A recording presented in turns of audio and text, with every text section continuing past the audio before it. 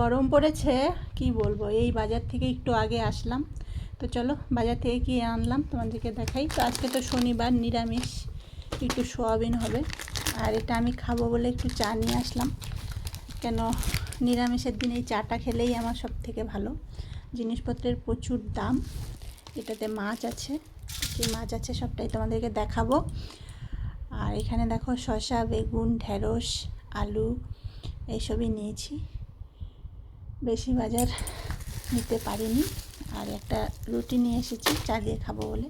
তো চলো বাজারটা বের করে নিই, তারপরে দেখাচ্ছি।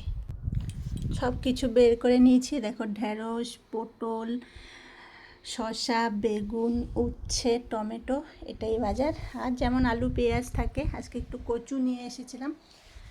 আর এটা বের করি এবার।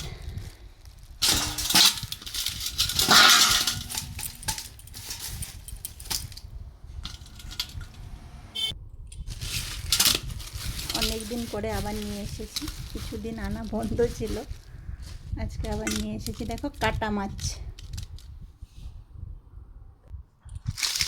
এই পাশে আছে রুই মাছ।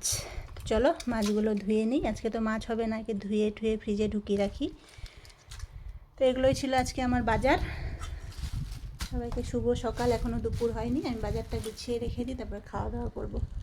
চলো মাছটা ধুয়ে, হাত ধুয়ে তারপরে চা করবো একটু।